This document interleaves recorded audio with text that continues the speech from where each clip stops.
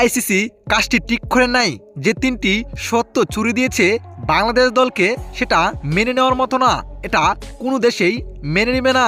দর্শক, এবার তিনটি প্রশ্ন জুড়ে দিয়েছে বাংলাদেশকে, যে তিনটি সত্য মানতে পারলে বিশ্বকাপে খেলতে পারবে বাংলাদেশ, তাও আবার ভারতের মাটিতে। যা দেখে এবার রেগে গেলেন মোহাম্মদ রেজওয়ান।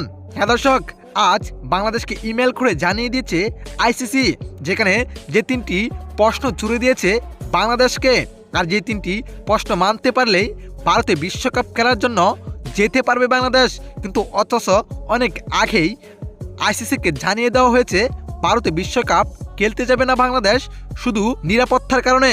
তবু বাংলাদেশকে চাপ দিচ্ছে ভারতে, এবং এবার আর তিনটি প্রশ্ন জুড়ে দিয়েছে বাংলাদেশকে, যেখানে প্রশ্নগুলো হলো বাংলাদেশ কোনো দর্শক জার্সি বা পতাকা নিয়ে কোথাও ঘুরতে পারবে না, এবং মুস্তাফিজকে ছাড়া বিশ্বকাপ দল গঠন করতে হবে।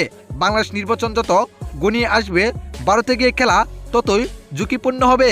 তাদের কথা মতে বাংলাদেশের নির্বাচন আরও পিছিয়ে দেওয়া হবে, এবং মুস্তাফিজকে ছাড়া বিশ্বকাপ দল গঠন করতে হবে, এবং ভারতে গিয়ে বাংলাদেশের দর্শকরা বাইরে বা কোথাও ঘুরতে পারবে না বাংলাদেশের জার্সি পরে।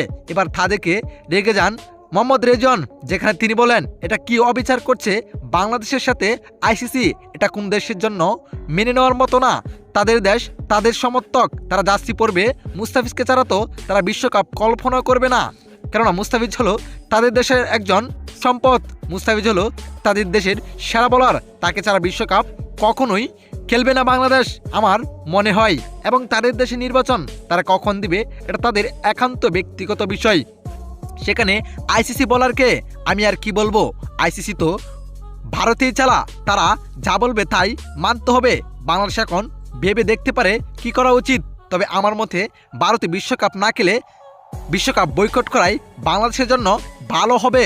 দর্শক, এই সিচুয়েশনে বাংলাদেশ কি বিশ্বকাপ খেলতে যাওয়া ঠিক হবে ভারতে, না বিশ্বকাপ বয়কট করলেই বাংলাদেশের জন্য ভালো হবে?